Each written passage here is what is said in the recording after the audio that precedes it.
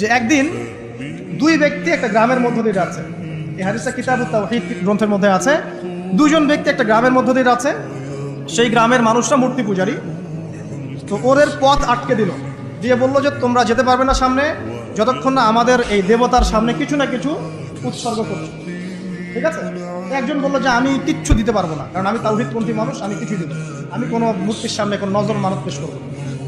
তখন তাকে চাপ প্রয়োগ করা হচ্ছে যে একটা মাছির দানা হলেও দিতে হবে। সে বললো আমি মাছির দানাও দিব। তখন তারা সবাই মিলে তাকে ধরে হত্যা করল।